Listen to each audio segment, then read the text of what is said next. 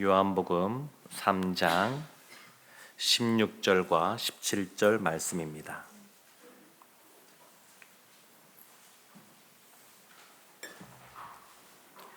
요한복음 3장 16절과 17절 우리 함께 합독하겠습니다. 하나님이 세상을 이처럼 사랑하사 독생자를 주셨으니 이는 그를 믿는 자마다 멸망하지 않고 영생을 얻게 하려 하심이라. 하나님이 그 아들을 세상에 보내신 것은 세상을 심판하려 하심이 아니요 그로 말미암아 세상이 구원을 받게 하려 하심이라. 아멘. 전국이 굉장히 가물었는데 어제 밤부터 봄비가 많이 내리고 있습니다. 가뭄을 해소한다는 측면에서 이 비가 굉장히 반갑고 좋은 것이지만 활짝 피었던 꽃이 떨어지는 것 때문에 좀 아쉬워하시는 분들도 계실지도 모르겠습니다. 그런데 꽃이 활짝 피었을 때 많은 사람들이 그 꽃을 보고 좋아하는데, 그리고 가을에 그 나무들에서 열매가 맺히면 사람들이 그 열매에 집중하고 그것을 따서 먹는 것에 참 좋아하는 그런 모습들이 있습니다. 나무를 볼 때 그 꽃과 열매에 사람들이 주목하게 되는데, 그런데 그 나무를 조금 더 관심 갖고 있는 분들은 그 나무의 어떤 외형이나 또 그 나무의 성질에 관심을 둡니다.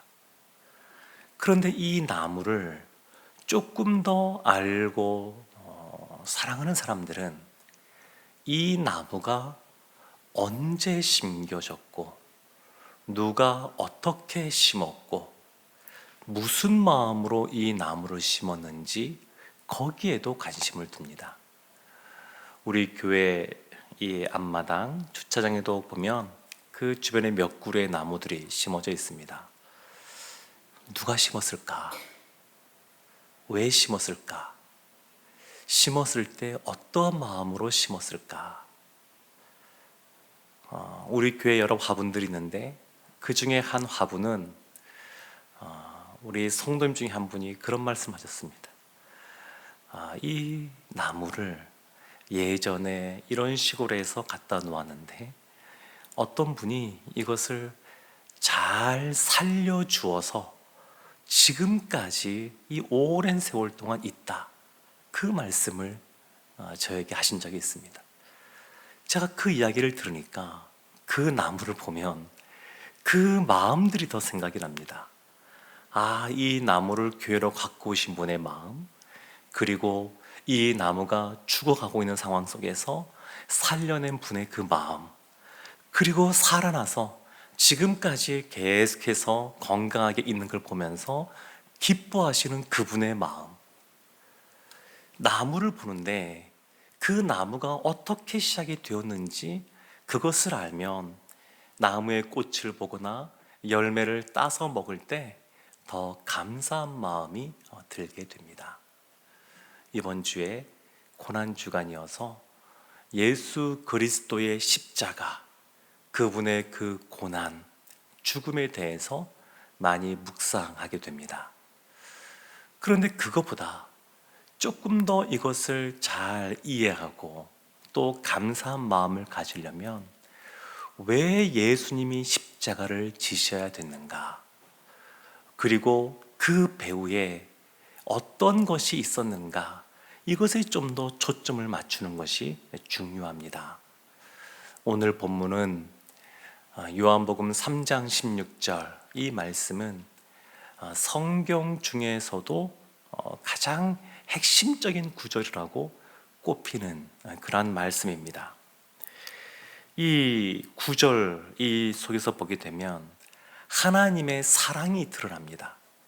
한 절, 아주 짧은 구절이지만 하나님의 사랑이 얼마나 크고 또 광대하고 깊은지 그런 것을 우리에게 알려주고 있습니다.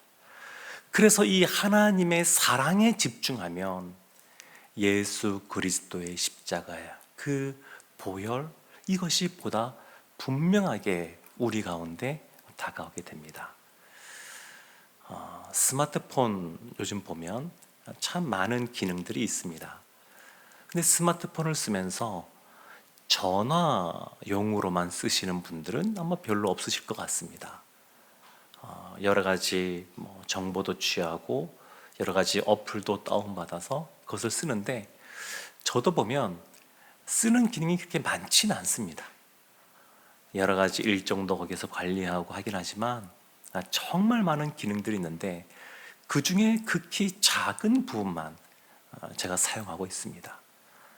하나님의 사랑에 대해서 우리가 늘 이야기하고 그 하나님의 사랑에 대해서 찬양하며 그 하나님의 사랑에 대해서 우리가 생각을 하지만, 하나님의 사랑에 대해서 우리가 아는 것은 우리가 스마트폰 기능을 사용하는 그것보다 비교할 수 없을 만큼 우리가 적게 한다라고 할 수 있습니다.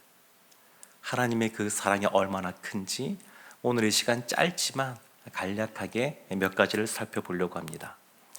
요한복음 3장 16절 말씀 제가 다시 한번 보겠습니다. 하나님이 세상을 이처럼 사랑하사 독생자를 주셨으니 이는 그를 믿는 자마다 멸망하지 않고 영생을 얻게 하려 하심이라. 아멘. 하나님이 세상을 이처럼 사랑하사, 하나님이 사랑하셨는데 하나님의 이 사랑은 어떠한 사랑이냐? 친구 간에 하는 필레오적인 사랑이냐? 남녀 간의 에로스적인 사랑이냐? 그것이 아니라 여기서는 분명하게 아가페적인 사랑을 말합니다. 하나님의 사랑은 우리의 어떠함으로써 사랑하는 것이 아닙니다. 우리가 죄인이기 때문에 하나님의 사랑을 못 받는 건 아니고, 죄인이어도 하나님의 사랑을 받습니다. 사람들은 사랑받을 대상을 찾는데 하나님은 사랑받지 못할 대상을 찾으시고 그에게 먼저 사랑을 부어주시고 그가 하나님을 사랑하게 하십니다. 사람은 사랑받을 대상에 집중하지만 하나님은 사랑받지 못하는 대상에게 집중하십니다. 하나님의 그 사랑, 조건 없는 사랑, 베푸시는데 다함이 없는 그러한 사랑, 하나님의 그 아가페적인 사랑은 너무 우리가 상상하지 못할 만큼 크고 또 깊고 또 아주 세밀하게 우리 가운데 오십니다. 하나님을 사랑하시는데 그 사랑은 세상을 사랑하는 사랑입니다. 세상을 사랑하는 사랑. 이 세상은 온 세상을 말합니다. 온 세상. 유대인뿐만 아니라 이방인들도 모든 사람들을 사랑하시는 겁니다.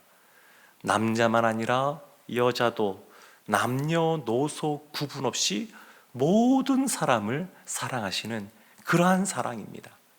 다만 하나님께서 이 세상을 사랑한다고 할 때 우리가 기억해야 될 것 한 가지는 있는데, 하나님이 모든 이 사람들을 사랑하시기 때문에 모든 사람이 다 구원을 받는 것은 아닙니다. 하나님이 모든 사람들, 이 세상을 사랑하시는데 그 사랑의 믿음으로 반응하는 사람들이 있고 그렇지 않는 사람들이 있습니다. 세상은 하나님에 대하여 적대적인 반응들을 보입니다. 그래서 예수 믿지 않는 사람들도 보면 그들 중에서 그냥 다른 일들은 호불호가 무엇인가 나누어질 때 그냥 그 상황을 이해하고 그 안에서 조율해 가던 사람들도 예수님에 대해서 말하면 공격적으로 변하고 적대적으로 변하는 경우들을 보게 됩니다. 그럼에도 불구하고 하나님이 모든 사람들을 사랑하셔서 오늘도 이와 같이 봄비를 주시고 이 세상을 살아갈 수 있도록 우리에게 은혜를 베풀어 주십니다. 하나님의 그 사랑은 독생자를 주시는 그러한 사랑입니다. 하나님의 아들, 독생자이신 예수 그리스도, 하나님이 우리를 얼마나 사랑하시는지, 세상을 얼마나 사랑하시는지 독생자를 주십니다. 오늘 본문에 보면 세상을 이처럼 사랑하사 그러는데, 이처럼 사랑하사 이것을 우리 개인에게 적용시켜 본다 그러면 우리의 지난 삶, 또 우리의 모습, 그것을 잘 한번 떠올려 보면 좋습니다. 내가 무엇이기에 나에게 이렇게 또 건강하게 지내게 하시고, 이와 같은 공부들도 하게 하시고, 또 이와 같이 부르심 속에서 이 강단에도 서게 하시고, 찬양으로 섬기기도 하시고, 생각해 보면 이것보다 훨씬 큰 사랑인데, 근데 우리 자신만 생각해 봐도 이처럼 사랑하사, 이 의미를 조금 더 깨달아 알 수가 있습니다. 독생자 예수 그리스도를 내어주신 하나님이 이 성자 예수님과 또 성령 하나님과 더불어 늘 이 삼위일체 하나님의 모습으로 계시는 분이신데, 근데 그분을 내어줄 만큼 우리를 사랑하신다는 겁니다. 하나님의 그 사랑은 주시는 사랑입니다. 주시는 사랑. 주시는데 주고 주고 또 주는 사랑입니다. 성경에서 보면 처음에 에덴 동산을 만드시고 아담과 하와를 지으시고 그들에게 모든 것을 주시고, 그 이후부터 그들이 죄를 범했음에도 불구하고 가죽옷을 입혀주시고 계속해서 주시는 것들이 있습니다. 하나님의 사랑은 주시는 사랑입니다. 그냥 어떤 한도가 정해져 있지 않습니다. 그 사랑이 얼마나 크고 많은 것들을 주시는지 그의 독생자까지 주시는 그와 같은 사랑을 우리 가운데 보여주고 계십니다. 그런데 이와 같은 사랑은 믿는 자에게만 효력을 나타내는 사랑이기도 합니다. 그를 믿는 자마다, 이렇게 말씀하고 있는 것처럼 믿는 자에게 주시는 그러한 나타나는 효력이 있는 그러한 사랑입니다. 하나님이 사랑한다고 고백해도 그 사랑에 대해서 거부하는 사람들이 있습니다. 그 사랑을 받아 누리면서도 알지 못하고 거부하는 사람들이 있습니다. 때로는 저항적 무신론자들이라고도 말하는데, 하나님에 대하여 원망하는 것이죠. 하나님이 살아계시면 어떻게 세상이 이렇게 악할 수가 있습니까? 악인들이 이렇게 판을 칠 수가 있습니까? 왜 이와 같은 전쟁들이 벌어집니까? 왜 가뭄으로 말미암아 소출을 얻지 못하고 그것 때문에 많은 아이들이 굶주려 갑니까? 이런 것들에 대해서 저항적으로 하나님께 항의하듯이 말하는 사람들도 있습니다. 근데 그를 믿는 자에게 나타나는 그러한 사랑입니다. 이 하나님의 이 사랑은 멸망하지 않고 영생을 얻게 하는 사랑입니다. 하나님의 사랑은 멸망하지 않고 영생을 얻게 하는 사랑. 17절, 이 뒤에 이어지는 17절 말씀 보면 심판하지 않고 구원하고자 하는 사랑이라고 말합니다. 근데 영생, 그러면 우리가 영원한 삶, 영원한 생명, 이 두 단어의 합쳐진 뜻인데, 영생 그러면 이 땅에서가 아니라 나중에 하나님 나라에서 영원한 삶을 산다, 이런 생각들을 하게 되는데, 그러면 그 영원한 삶에 초점을 맞추면 영생의 반대말은 즉사가 되어야 될 겁니다. 근데 여기 보면 영생의 반대말로 무엇을 말하냐면 멸망을 말합니다. 멸망. 그러니까 영생이란 뭐냐? 요한복음 17장 3절에 이렇게 말합니다. 영생은 곧 유일하신 참 하나님과 그가 보내신 자 예수 그리스도를 아는 것이니라. 영생은 성부 하나님과 성자 예수님을 알고 그분의 관계를 알고 그분들을 믿으며 그분들과 올바른 관계를 유지하는 것, 이것을 영생이라고 말합니다. 영생은 이 땅에서부터 누리는 겁니다. 누구든지 그를 믿는 자마다 영생을 얻는다고 말했으니 예수님 믿는 사람은 그 믿음 안에서 영원한 삶을 이제 살아가는 겁니다. 멸망이라고 하는 것은 뭐냐면 하나님과 예수님을 믿지 않고 그분들과 올바른 관계를 맺지 않는 것, 그것 자체가 멸망입니다. 하나님은 우리에게 영생을 주시는, 얻게 하시는 그러한 사랑을 보여주십니다. 이 세상은 아름답습니까? 네, 아름답습니다. 왜 아름다울까요? 하나님이 세상을 사랑하시기 때문에 그렇습니다. 세상에 여러 가지 온갖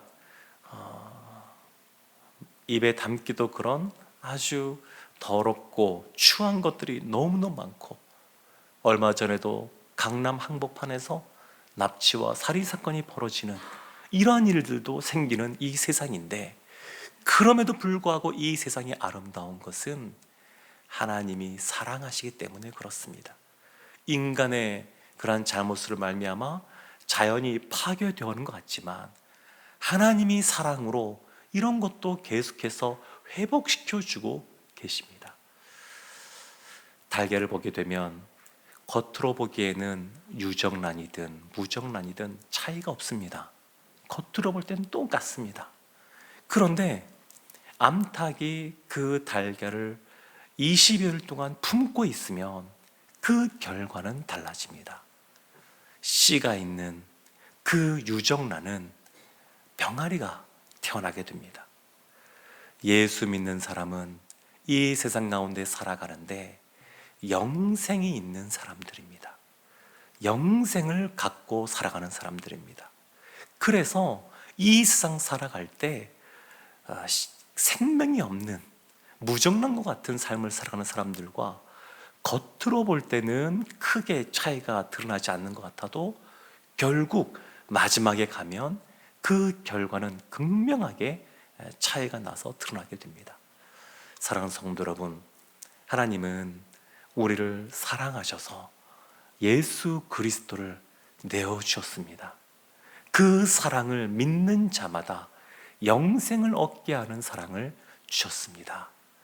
그 하나님의 사랑, 그 사랑을 묵상하고 나아가 이번 한 주 예수 그리스도의 십자가의 사랑을 더 깊이 깨달아 알고, 그리고 이 세상을 더 아름답게 만들어가는 아름다운 사람의 삶을 살아가는 우리 모두가 되기를 주님의 이름으로 축원합니다. 아멘.